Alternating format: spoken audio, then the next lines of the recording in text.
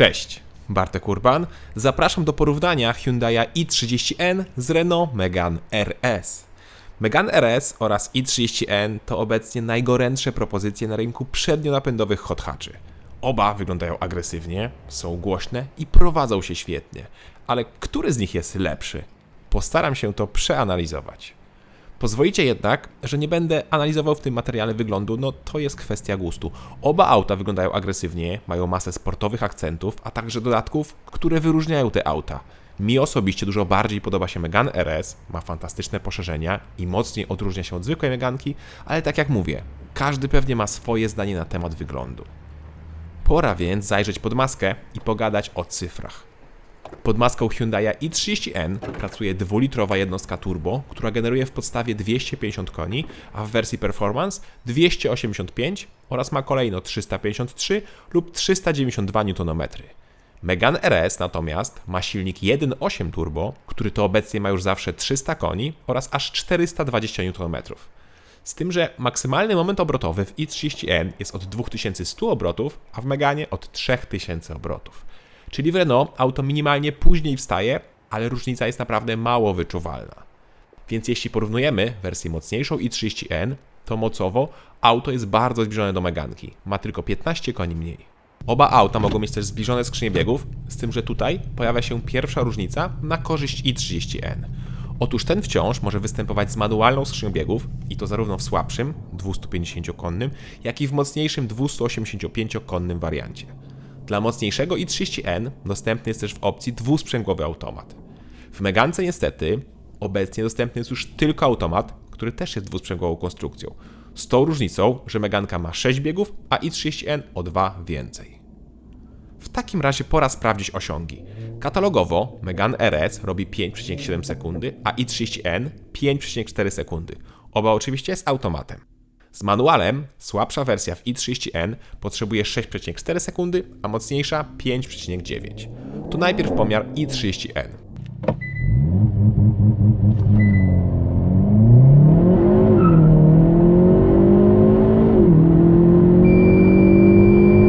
Wynik to 5,3 sekundy, czyli o 1/10 sekundy lepiej niż deklaruje producent. Brawo. Jeździłem też kiedyś odmianą z manualem, z tym, że to była wersja przedliftowa i mój wynik to 6,3 sekundy. To teraz pora na Megankę. Najpierw pierwszy pomiar z automatem.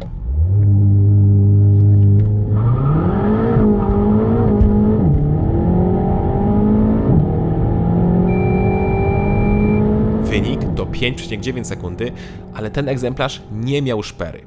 Egzemplarzem ze szperą i z automatem zrobiłem 5,6 sekundy, a egzemplarzem ze szperą i z manualem, czyli jeszcze wersją przedliftową, robiłem 6,4 sekundy. Czyli i30N jest minimalnie szybszy z miejsca, ale to w przednionapędowych autach na różnych oponach i mierzonych w delikatnie różnych warunkach nie jest aż tak miarodajne. Co innego przyspieszenie od 100 do 200 km/h.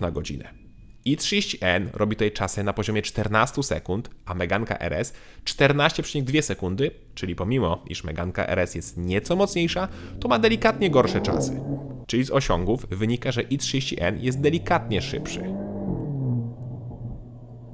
Ale zaraz ktoś pewnie powie, czy tam napisze, że SUV czy tam mały sedan w 3-litrowym dieslu robi po 6 sekund do setki, więc co to za sportowe auto?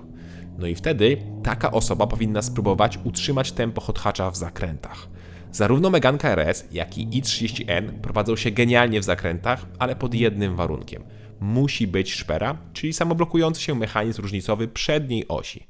Bez tego w ogóle nie opłaca się, moim zdaniem, kupować hot hatchy, bo nawet jak to będzie wasz pierwszy raz z tak szybkimi przednionapędówkami, to po pewnym czasie zobaczycie, że po prostu auto jest zbyt podsterowne. Na szczęście jeździłem i jednym i drugim autem ze szperą i oba są naprawdę świetne i mają bardzo podobną charakterystykę pracy. Czyli przy dohamowaniu czy odpuszczeniu gazu w zakręcie potrafią zarzucić tyłkiem, ale robią to w taki bardzo naturalny sposób i kontry to przyjemność. Z drugiej strony szpera pięknie wgryza się w zakręt, aż chce się jeździć i jeździć. Oba auta są też oczywiście dość twarde, gdzie nawet i30N wydaje się nieco twardszy, ale różnica nie jest ogromna. Osobiście uważam, że szybciej pokonywałem zakręty w Megane RS, prawdopodobnie przez tylną oś skrętną, czyli patent, który posiada każda Meganka RS. Ciasne zakręty, nawet jak pokonujemy wolno, to czujemy, jak jesteśmy dociskani tylną osią, no to jest świetne. Ale mówię, Jedno i drugie auto prowadzi się znakomicie i są to naprawdę godni przeciwnicy. Podobnie jeśli chodzi o skrzynię biegów. Zobaczcie, reakcje na gaz są bardzo zbliżone.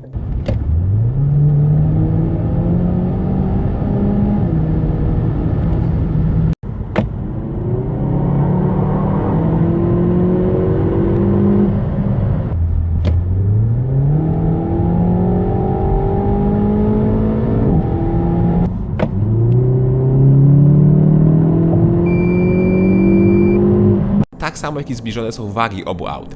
i30N z automatem waży 1455 kg, a Meganka RS od 1447 do 1501. Renault podaje wagę z różnym wyposażeniem, więc ciężko idealnie porównać, no ale myślę, że śmiało można powiedzieć, że ważą podobnie. Pora więc porównać nieco spalanie. Tutaj niestety wszystko zależy od waszego stylu jazdy, który, nie oszukujmy się, w przypadku hot hatchy zazwyczaj jest nieco bardziej agresywny, bo te auta do tego prowokują. No i te strzały też kosztują nas większe spalanie. Tak więc oba auta w mieście nie spalą mniej niż 10 litrów, w przypadku i30N trzeba się liczyć na jakieś 13-14 litrów, a w Megance RS na 12-13. Jak pałujemy, to jedno i drugie auto przekroczy 20 litrów, ale to znowu, Meganka paliła mi kapkę mniej. Różnica około 1 litra. Znacznie większa różnica jest jeśli chodzi o praktyczność, bowiem bagażnik w Megance RS ma zaledwie 294 litry, podczas gdy w i30N mamy 381. I to już z tą belką, bo bez tej belki byłoby 14 litrów więcej. Ale belkę, czyli rozpórkę, trzeba liczyć, bo ona właśnie występuje zawsze w odmianie mocniejszej performance. I niestety przeszkadza, jak będziemy chcieli przewieźć coś dużego. No ale pewnie rzadko kiedy to się zdarzy, tak więc i30N ma znacznie większy bagażnik. Tak samo jak i30N ma nieco więcej miejsca z tyłu, i to zarówno na nogi, jak i na głowę.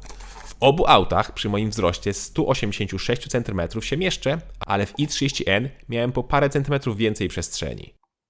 Oba samochody mogą też mieć w opcji kubełkowe fotele. Te w i30N kosztują 6500 zł i są częścią pakietu z kilkoma dodatkowymi bajerami, a te w Megance RS kosztują 3000 zł, ale na przykład nie oferują opcji podgrzewania, co w i30N jest dostępne. I moim zdaniem fotel opcjonalny w Megance jest lepszy, jak chcemy upalać na torze, ale jest dość twardy. A znowu w i30N ma delikatnie gorsze trzymanie boczne, ale jest bardziej komfortowy. Aha, i w kubełkach w Megi siedzimy nieco niżej niż w i30N, co jest dla niektórych dużą zaletą. Seryjne fotele w obu autach są bardzo zbliżone i jak nie zamierzamy dużo upalać na torach, to spokojnie się one sprawdzą. Zapomniałem o jeszcze jednej wadzie Meganki. Nie da się już mieć zwykłego hamulca ręcznego. Jest tylko automatyczny.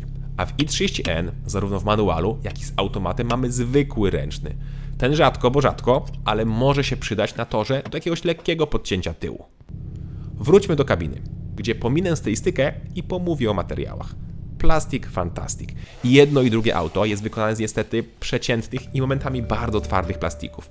Tutaj daję remis z delikatnym wskazaniem dla Renault. Chociaż mówię, ciężko tutaj wybrać, co jest gorsze, bo oba auta mają słabe plastiki i w obu nie ma piano black. Za to plus. Systemy multimedialne i w jednym i drugim aucie nie działały idealnie i zaliczały przycięcia. Różnica jest za to w przypadku zegarów. W i30N mamy analogowe, a w Megance RS są już w pełni cyfrowe. Ja jestem zwolennikiem analogowych, bo są czytelniejsze, ale akurat te w Megance RS mają bardzo ładne motywy i są też bardzo czytelne. Zapomniałem o dźwięku, a uwierzcie mi, jest co posłuchać. Na początek i30N.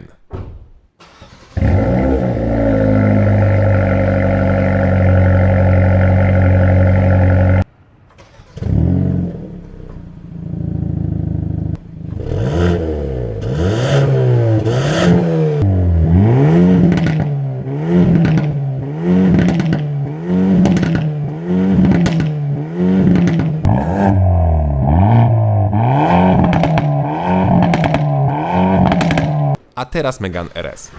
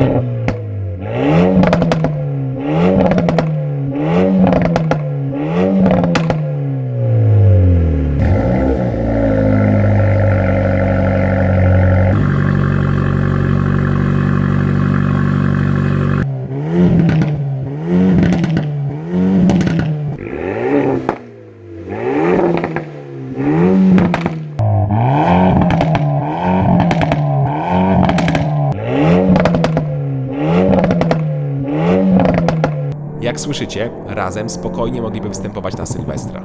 No coś pięknego jak te auta gadają. Oba pięknie brzmią i bardzo głośno. Chociaż i30N wydaje mi się delikatnie głośniejszy, zwłaszcza te strzały. Ale z drugiej strony w Megance RS te strzały wydają się takie bardziej naturalne. Ale tak czy inaczej, oba gadają pięknie i pora sprawdzić ich cenniki. Tak jak mówiłem, podstawowej wersji nie ma co kupować, bo zarówno Megane RS, jak i i30N w podstawie nie mają m.in. szpery. Dodatkowo, żeby było fair, musimy wybrać i30N z automatem, bo Meganka występuje obecnie już tylko z automatem. I tym samym Megane RS Trophy kosztuje 178 900 zł, a i30N Performance 166 900 zł. Różnica to więc 12 000 zł, a to jest sporo. 12 000 zł można przeznaczyć na paliwo, opony czy nawet jakieś modyfikacje. I to moim zdaniem przechyliło szale zwycięstwa na korzyść i30N. i30N ma lepsze osiągi, jest tańszy, praktyczniejszy, ma zwykły hamulec ręczny, ma minimalne lepsze wyposażenie oraz możemy wybrać, czy chcemy mieć skrzynię manualną, czy automatyczną. Megane RS moim zdaniem prowadzi się nieco lepiej, ma lepszą pozycję za kierownicą, bardziej naturalny dźwięk, minimalnie mniejsze spalanie, lepsze plastiki we wnętrzu oraz wygląda lepiej. Choć wygląd akurat nie był brany przy wyniku porównania. Megane RS nie jest dużo gorszym autem. Tak naprawdę pod każdym względem różnice są bardzo małe i żeby je dostrzec, trzeba na przykład spędzić godziny na torze i wtedy pewnie wychodzą wszystkie te drobne niuanse. Oba auta są fantastyczne i nieważne co kupicie, banan z twarzy nie będzie wam schodził. Brawo Renault i brawo Hyundai. W 2021 roku wciąż mamy auta, które wyglądają, jadą i cudownie i głośno brzmią. Piękna sprawa. Cześć!